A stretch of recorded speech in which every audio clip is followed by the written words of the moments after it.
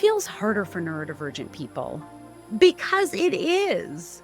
We're taught we have to fit neurotypical standards, and when we can't, to try harder. But that's not the answer. I'm Dr. Jess, and this is Try Easier, Not Harder, an unapologetic guide to thriving for neurodivergent adults. Here, you'll learn that you don't have to change yourself to deserve happiness or success, because being who you are isn't the problem. It's the solution.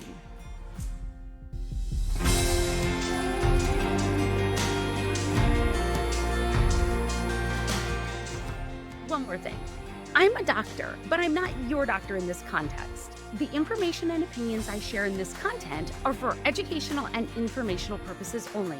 They do not constitute professional advice, personal coaching, psychotherapy, psychological evaluation, diagnosis, or treatment, and are not substitutes for consultation with or services provided by a qualified professional. And another thing, this episode may contain a small amount of profanity. Viewer and listener discretion are advised. All right, let's get into it.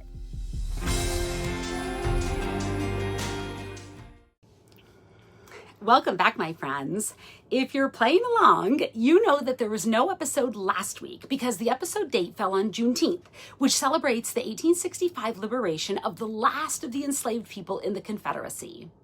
Juneteenth, National Independence Day, is a legal public holiday in the U.S., but orders from the current administration here prompted many federal agencies to pause any commemoration of Juneteenth, Martin Luther King Jr.'s birthday, as well as other observances that acknowledge victims and survivors of the Holocaust, women's history, Black history, the heritages of Hispanic Americans, Indigenous Americans, Asian American and Pacific Islanders, contributions made by employees with disabilities, and LGBTQIA+ pride. As Pride Month comes to a close over the next few days, I want to talk about what it feels like to move through the world when aspects of who you authentically are, and sometimes your very existence, are treated like inconveniences, offenses, and even threats. This is a common experience for neurodivergent people, since we're taught very early on to minimize, hide, and try to correct our differences, rather than having the audacity to expect that we can be accepted as we are. The same can be said about the characteristics that result in the marginalization of any group. Neurodivergence is highly variable, multifaceted, and complex. And though there have been advances in recent years, research on neurodivergence has historically been extremely limited. Still, we know that neurodevelopmental differences are largely genetic and occur, though are not necessarily identified, acknowledged, or diagnosed, at the same rates regardless of biological sex, as well as race and ethnicity, which have no biological basis. So generally speaking, people of any race, ethnicity, or culture, and who are biologically male, female, or intersex, are just as likely to be neurodivergent as any other. The research we do have also consistently demonstrates that neurodivergent people are significantly more likely than neurotypical people to identify as LGBTQIA+ and have multiple diagnoses or comorbidities.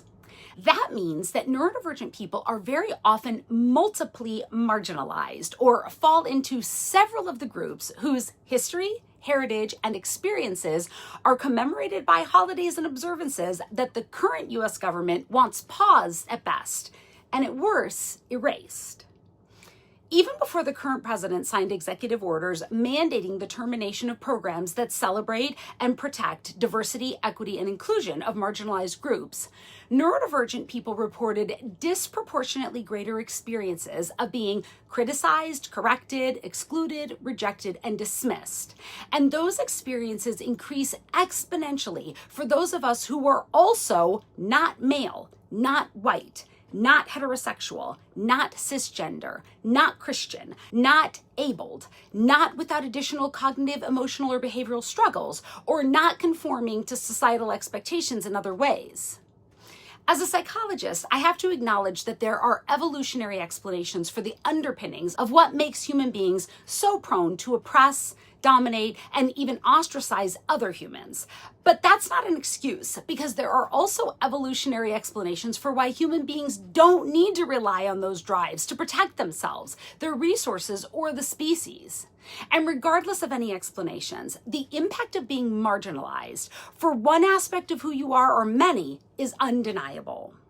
It's especially insidious when the marginalization is broad and systemic, because those who are not disenfranchised, which is typically the majority, or at least the vocal majority, tend to deny that it's even happening or that it has any significance, such that the people who are being disregarded and diminished are bombarded with messaging that declares or implies that nothing bad is happening to them, that they caused or deserve the bad things that are happening to them, and that they're powerless to change the bad things that are happening to them except by correcting or minimizing to the greatest extent possible the aspects of themselves that make them different from the vocal majority or the powers that maintain the systems. Let's walk through that with a few really plain examples. If you have ADHD or autistic or learn differently and you struggled in school, whether academically, behaviorally, socially, or all of the above, the messaging you probably received from teachers, peers, and even your family was that the school system is fair and works for everyone. So your struggles were due to you not trying hard enough to learn, complete your assignments, follow the rules, be a good kid, or get along with your peers. And the solution to the problem you've created is to stop being the way you are and be more like everyone else. If you're a person of color, a member of a non-Christian religious community or other minority subculture, the messaging is that there is no inequality or inequity, that any punishment, hardship, disadvantage, or adversity you experience is the consequence of your action or inaction, just like anyone else would experience. And you can have all the benefits and rewards available to anyone if you make your differences imperceptible by talking, acting, and living in ways that don't stand out, don't make anyone uncomfortable, and don't require any sort of accommodation. And if you're gay, the messaging is you have the same options, rights, and protections as everyone else, so you should stop insisting that you are given special privileges. And if you've been denied housing, dismissed from a job, or even assaulted for being gay, that's because you shouldn't have told anyone or acted or looked gay. And none of that would be a problem if you just dressed like a girl, walked like a man, or kept your sex life to yourself. All of that is bullshit, obviously. Individual people aren't marginalized, groups are. And the fact that there are groups of people who are not white, not straight, not neurotypical, and so on, is proof that variability is fundamental to humanity, which means it's not up for debate, or it shouldn't be. But here we are. Many of us overwhelmed by messaging about the inferior and problematic ways we think, learn, communicate, behave, and interact, and how we look, what we feel, who we love, what we believe, where we come from, and what we know is true about not only ourselves, but others like us and the people who came before us. Even those of us who are brimming with bravery and rebellion are also kind of drowning in that messaging, which for many of us is so thick and deep, we're not even fully aware of it, but we do feel its pressure. The pressure to conceal or reject parts of our authentic selves, not just to be successful or even to be happy, but to be safe. If you feel like you're drowning or like you're fighting for your life, even if people around you are giving you "stop making such a big deal" vibes, you're not alone. In fact, I'd say you're in very good company, because those of us who are different and are watching the current administration take action after action to eradicate our histories and circumscribe our futures are unimaginably sad, scared to death, and mad as hell. But altogether, we are the majority, and we sure as hell deserve lives that are more than silence, shame, and survival. We deserve to know what this kind of institutionalized erasure actually does to us, not just in the headlines and out there in the world, but in here in our bodies, in our beliefs about our options and capabilities, and in our relationships with ourselves and other people.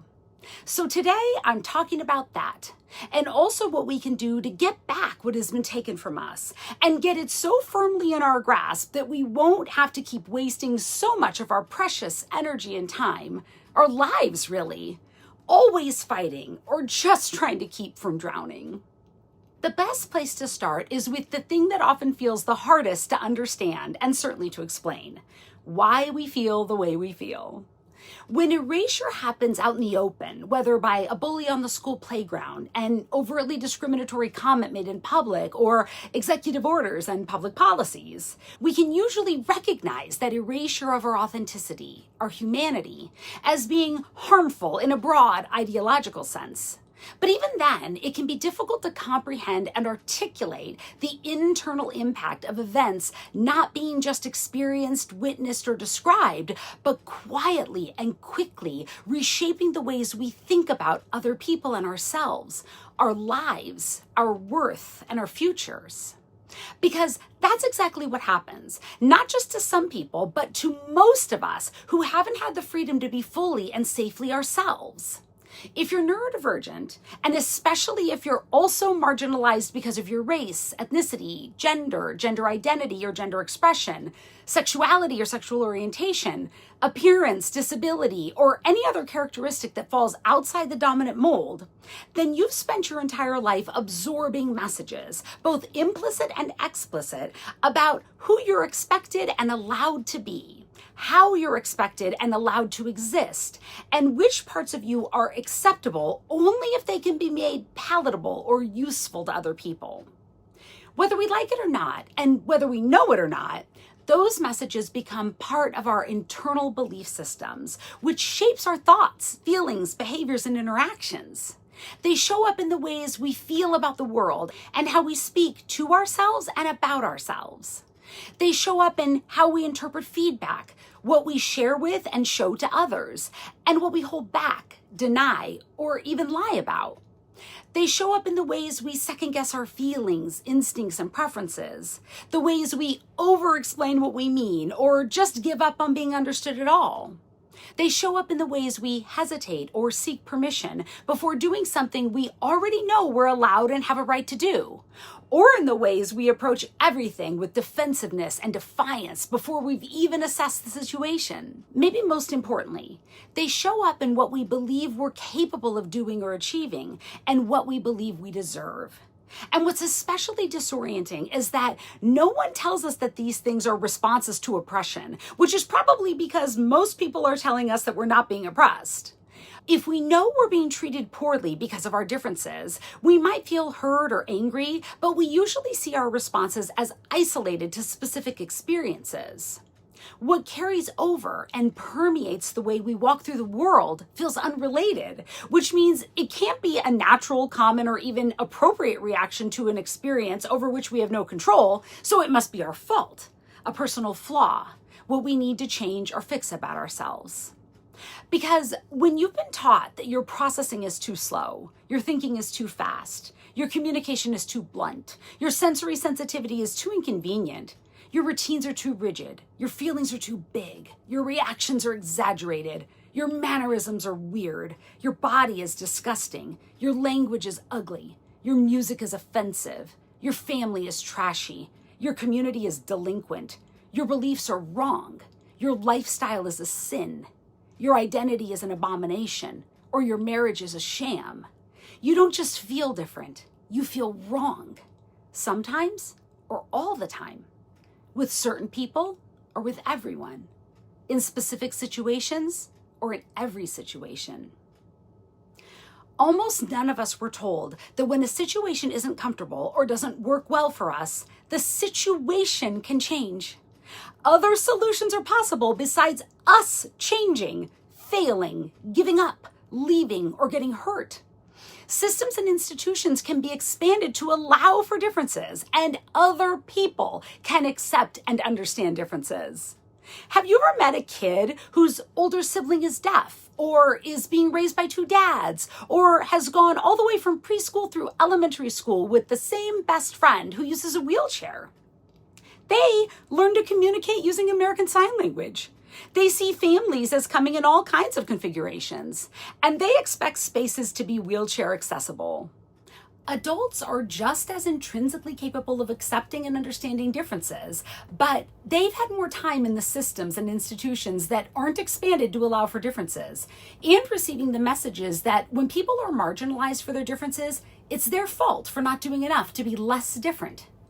It's our fault for not doing enough to be less different.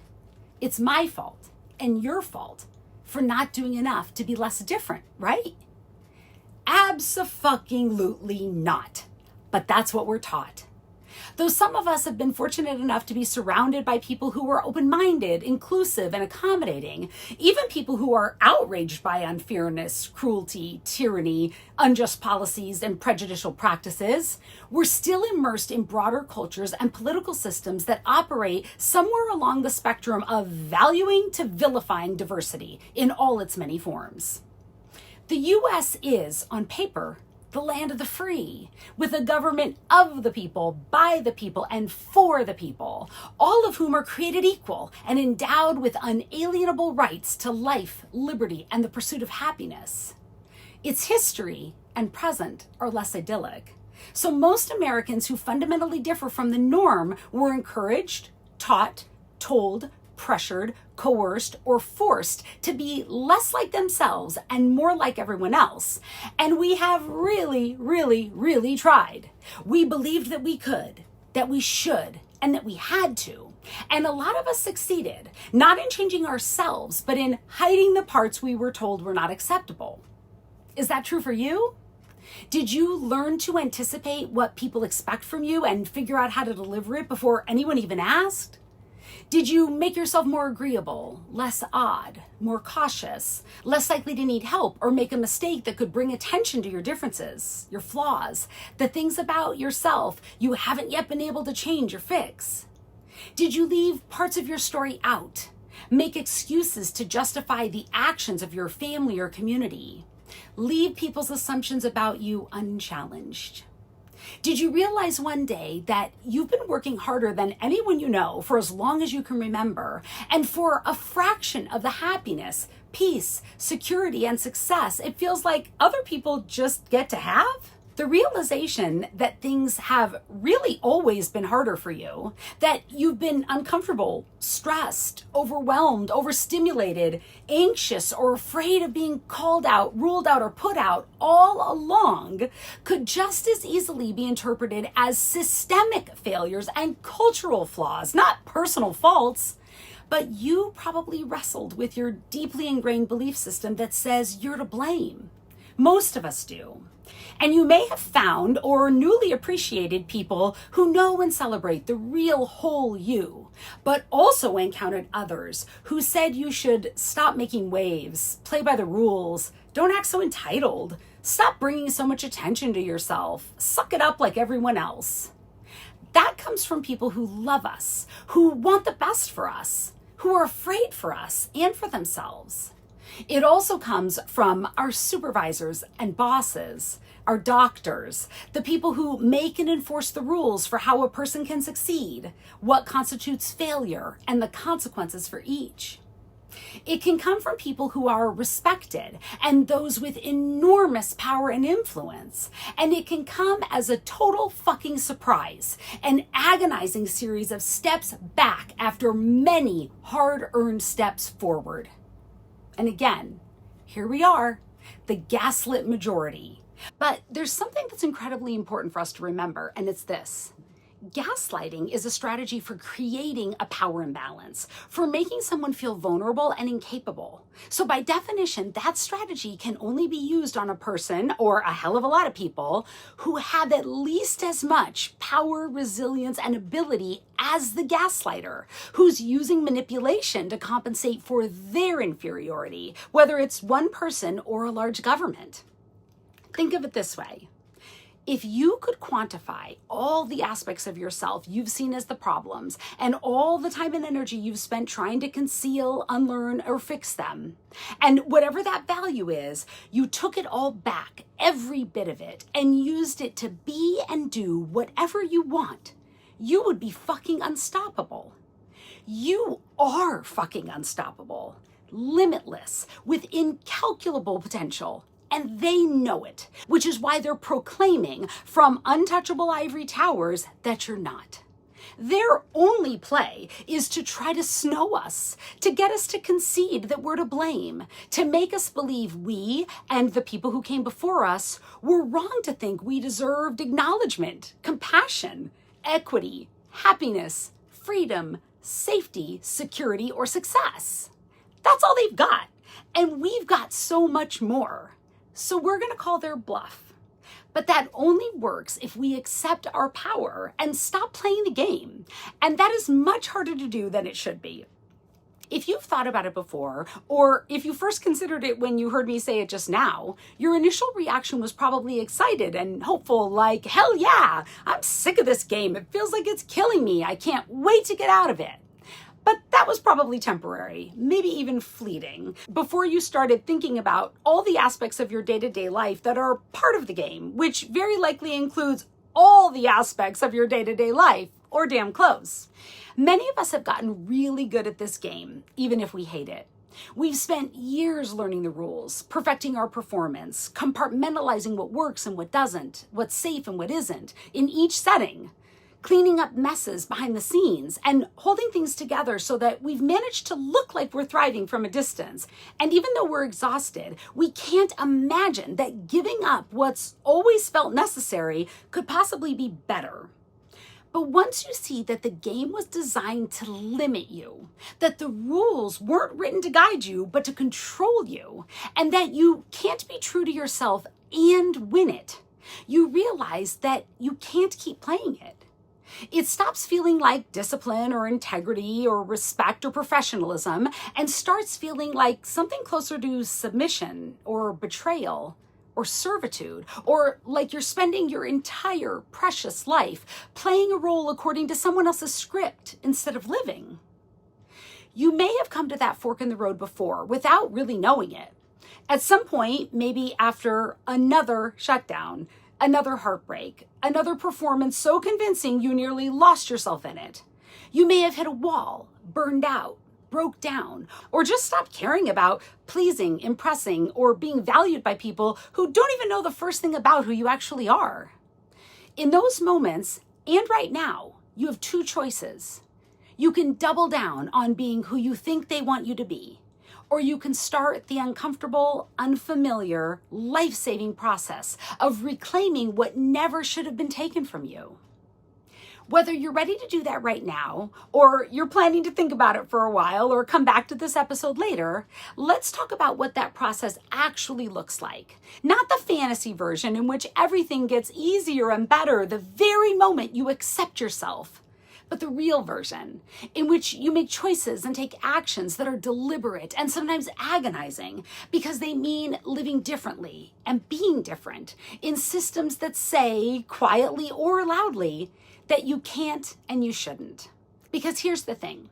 You're not going to reclaim your freedom, find peace, or achieve the level of success, joy, or ease that's evaded you by becoming more productive, more organized, more efficient, more disciplined, more marketable, more palatable, or more like everyone else.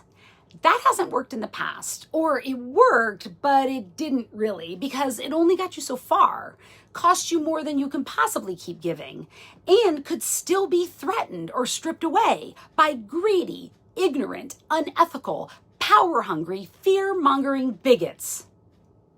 I mean, let's call it like it is. Where was I? Right. The way you reclaim and protect your freedom, peace, success, joy, and ease is not by becoming more productive, compliant, or watered down, but by becoming more honest.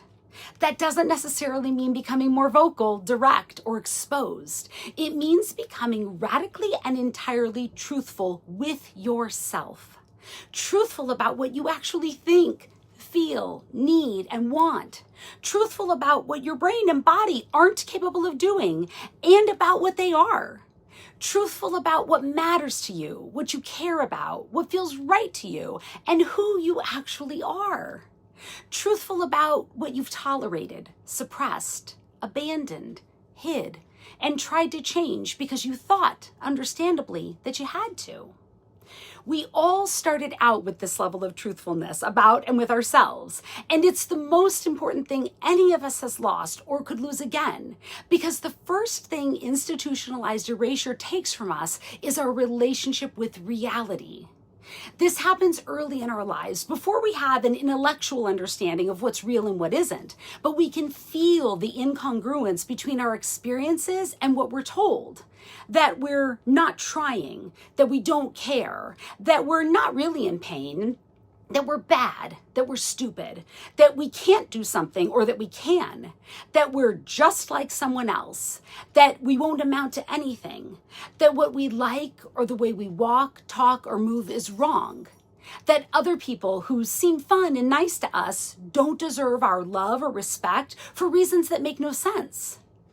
As kids, we rely on adults for absolutely everything. So we adapt to the reality they're offering the best we can, which means accepting what they tell us is true, even when it contradicts what is true for us. That makes it easier to accept what other people tell us is true as we become adults ourselves, which can put enormous distance between ourselves and our own actual truth. Bridging that distance can take time and a lot of reflection, followed by asserting with conviction out loud with your full voice when you can, "This is true for me."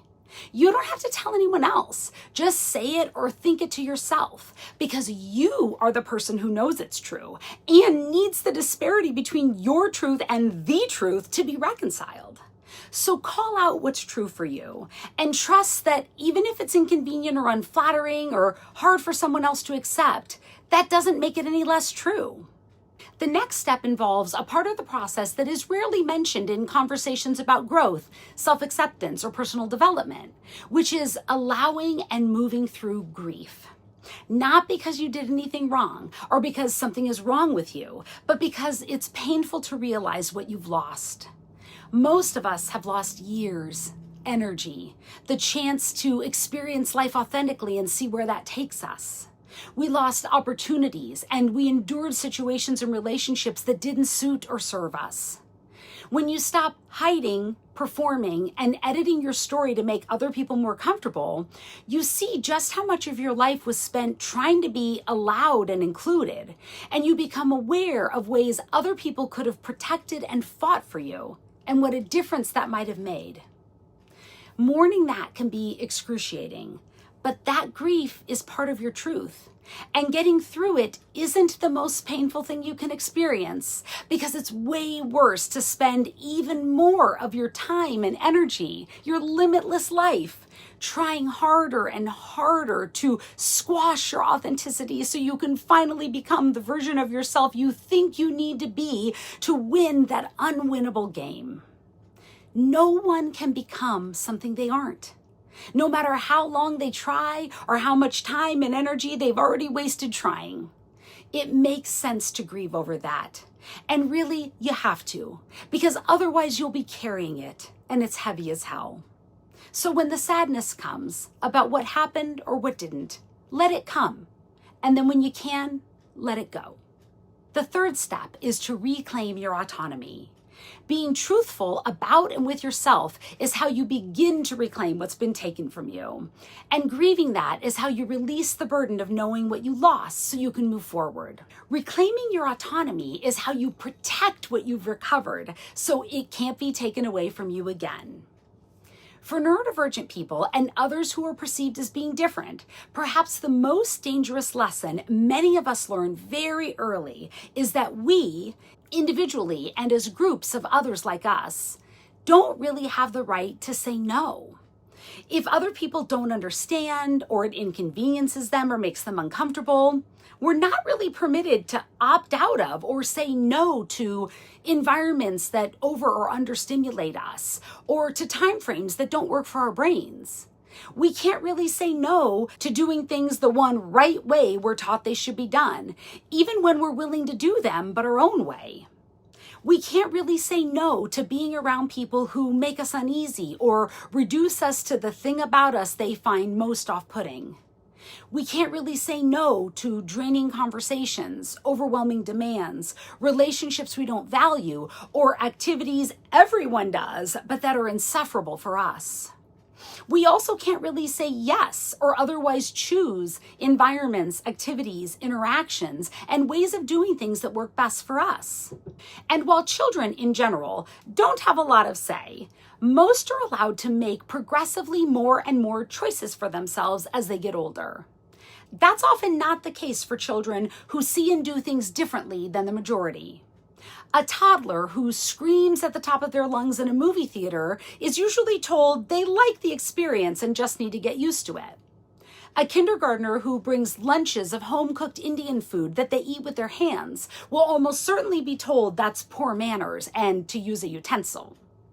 A second grader who writes their letters clearly but is more comfortable holding their pencil the wrong way will likely be provided occupational therapy or otherwise forced to use the right grip. A child who was assigned male sex at birth and draws pictures of himself and his best friend getting married in brightly colored tuxedos, or who confidently tells others from the age of 2, "I'm a girl," will quickly be corrected by nearly everyone. Kids who use mobility aids are often told with exaggerated concern why they can't do things their peers are doing simply because they would do them differently. Children who want to eat the same thing for every meal, watch the same movie on repeat, or play with the same toy during every recess are almost always prevented from doing so.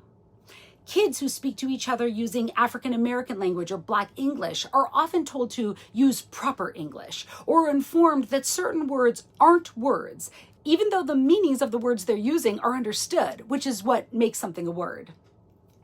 Once children who demonstrate differences from the expectations of the dominant culture become teenagers, they're almost always given less room for self-determination than their peers who are, or are perceived to be, neurotypical, non-disabled, cisgender, heterosexual, Christian, white, well-behaved, appropriate, polite, principled, respectful, compliant, normal. And that doesn't happen only in conservative or rural communities. It happens in progressive schools, liberal households, and diverse cities, because even spaces that are designed with true inclusivity in mind exist within a larger cultural context, so default in some ways to the expectations of the broader majority, if for no other reason than to try to protect them from the rigidity and cruelty of the real world, as though being rejected and hated by others is somehow worse or more dangerous than being rejected and hated by ourselves. It absolutely is not. And more to the point, that forced choice is part of a false narrative. Parents don't have to choose between raising a kid others will hurt and raising a kid who will hurt themselves. And none of us have to choose between being someone others will hurt and being someone who hurts themselves. That rhetoric is propagated by people who oppress others, who use domination to control and confine those they see as different, and who use fear to gain the support and ensure the complicity of everyone else. That entire system is incapacitated when we reclaim our autonomy, and that doesn't require us to become aggressive or confrontational. It starts with remembering that you can participate in your own life according to what's true for you. That you're not limited to certain roles, tasks, or expectations. That you're allowed to have preferences, to make adjustments, to ask questions, to choose based on what works for you, what you want, and who you are. Then you get to act on it. And hopefully you picked up on my word choice there, because it matters. You don't have to act on it because you don't have to do anything you don't want to do. You are autonomous. You have agency, and you get to do what you choose. If starting a new life on a different continent thousands of miles away is the right thing for you to do, figure it out and do it. But most of us will reclaim our autonomy in more subtle ways, like having a snack before going out to dinner because you're already hungry. Turning down the music your partner turned on because they're talking to you and you can't focus on what they're saying. Looking into that degree you've always wanted, or putting feelers out there for a new job. Or just accepting that you're feeling sad or disappointed instead of pushing the feeling down and pretending to be fine. That's all it is. Just acknowledging and acting on what's true for you instead of ignoring it, hiding it, denying it, or apologizing for it. Just like becoming honest and grieving what's been lost, reclaiming autonomy is a deliberate process that will take time. It's not a switch you flip or a one-time action, but something you rebuild, choice by choice, interaction by interaction, response by response, until your life is aligned with the person you actually are, not the version of yourself you thought you had to be. Can you imagine? That is true freedom that can't be taken away, no matter what circumstances you face. Now, if you're thinking there's no way everyone or anyone around you will agree and cheer you on, you're probably right. Because they're in the same oppressive system that tells us what normal is, that being normal is the only way to be happy, successful, and safe, and that people who can't or won't be normal threaten those who do. But here's the thing about systems. They're inherently impermanent because they always involve multiple components that impact each other. You and I and the rest of the vocal majority of people who are marginalized for one or many aspects of who we are, we're all independent parts of that system. Instead of feeling like we're only being impacted by the other parts of the system, like our lives are limited by what the system allows, we can each use our autonomy to impact the other parts of the system, and the system will have to change. The reality is that we have far more influence on systems than they have on us because systems have no capacity without their parts. They don't even exist without whatever comprises them. So why the hell are we being dragged along by systems that devalue, disempower, and damage us? Why are we agreeing to play a game with rules that stack the odds staggeringly in favor of a very small minority of people who believe they have more right to everything than the entire rest of the world combined? Though I highly recommend you make your political voice heard however you can. You don't have to go march on Washington or spend all your days off calling your senators to change the game and the systems that perpetuate it. You just have to be who you actually are. Live according to your truth and allow others to do the same. That changes everything. Just starting changes everything. So if you don't have the slightest idea what your truth even is, or you feel paralyzed by the corruption, the contradictions, the senselessness, and the threats, it's enough to just start listening to yourself, trusting yourself, and choosing yourself. And then do it again and again and again until it's not a special occasion, a breakdown, or a brave choice, but just the way you live. Instead of shrinking in fear, which is what a lot of very reasonable people feel like doing, let this time of unprecedented treachery and duplicity be what reminds you that your freedom is not something you have to earn by following the rules, blending in, working harder, pleasing everyone, or suffering in silence. Your freedom, your identity, and your life are already yours. That should have never been a question, and it never has to be again. Until next time, remember, you don't have to change yourself to deserve happiness or success. Being who you are isn't the problem, it's the solution. I'm rooting for you, exactly as you are. I'll see you next week. Thank you for joining me for this episode of Try Easier, Not Harder, an unapologetic guide to thriving for neurodivergent adults. If you found this discussion was valuable, please subscribe, leave a review, and share this episode with others who might benefit from it. For transcripts and information about working with me directly, visit my website, drjessicabello.com. For more content, follow at Dr. Jessica Bello on LinkedIn, Facebook, Instagram, and TikTok, at drjessicabello.com on Blue Sky, and at Dr. Jess Coach on YouTube. Disclaimer. The information and opinions shared in this content are for educational and informational purposes only.